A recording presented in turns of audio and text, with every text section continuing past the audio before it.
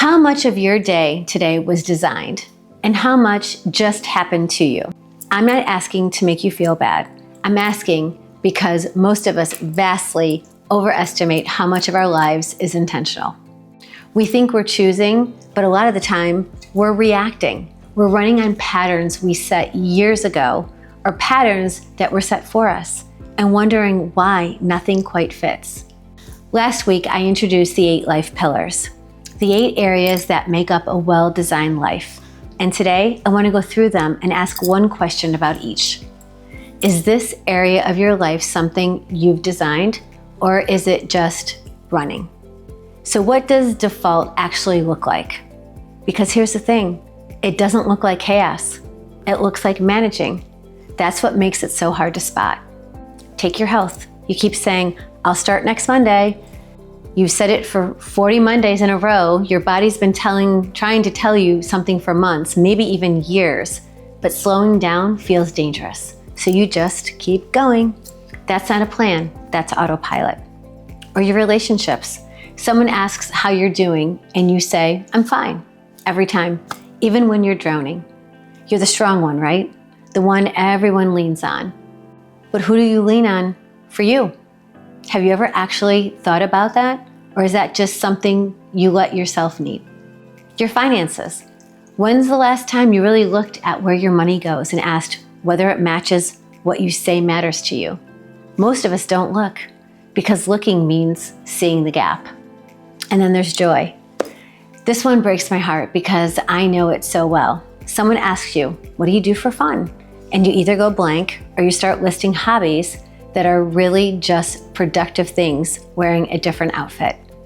Running a side business is not fun. Organizing your closet is not fun. When's the last time you did something just because it felt good? No justification attached at all. See, default doesn't look like failure. It looks like a full calendar, a productive week, a week that's moving. But moving and building are not the same thing. I'm going to tell you about the default that cost me the most, and it wasn't my career. That was the one area I was actually designing. Poorly, maybe, and from the wrong values, definitely, but at least I was paying attention to it. The default that cost me the most was relationships.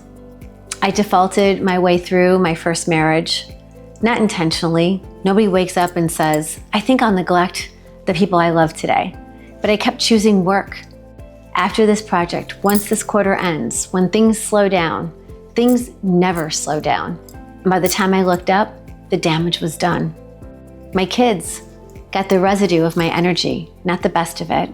Not because I didn't love them fiercely, I did, but because I was always giving my first fruits to career and handing them the leftovers always. I didn't design that, I defaulted into it. One late night at the office at a time. And here's the part that's hard to say out loud.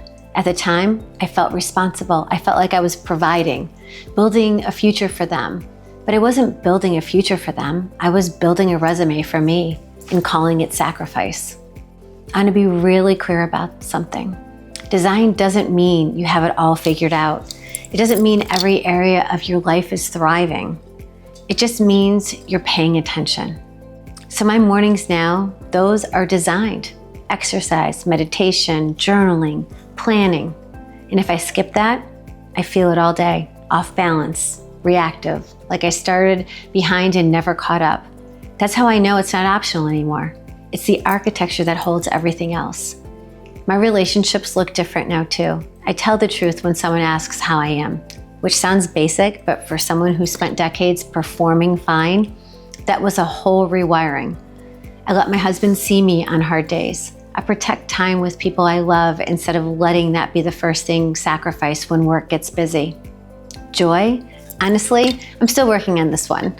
I literally put fun on the calendar or it doesn't happen. And I know that sounds ridiculous. Who schedules fun? But for someone who spent decades treating enjoyment like it was unproductive, the calendar is what makes sure joy actually gets a seat at the table. So design is really just conscious choice repeated. And default is unconscious patterns repeated. Same mechanism, completely different life. So here's what I want you to try this week. It's simple. It won't take long, but it might change how you see everything. Go through the eight pillars: purpose, career, health, relationships, finance, growth, spiritual, joy. And just ask yourself, did I design this, or did I just end up here? You don't have to fix anything. You don't even have to make a plan.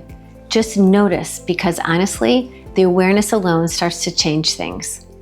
Once you see the autopilot, you can't unsee it. And that's exactly where design begins. The alignment letter is where I go deeper on all of this. The honest behind the scenes version of what I'm learning and building. It's free. The link is in the description in my bio. Next week, we're going somewhere important. We're looking at the fears that keep us stuck in default. Because here's the thing, most of the time, default isn't laziness, it's protection.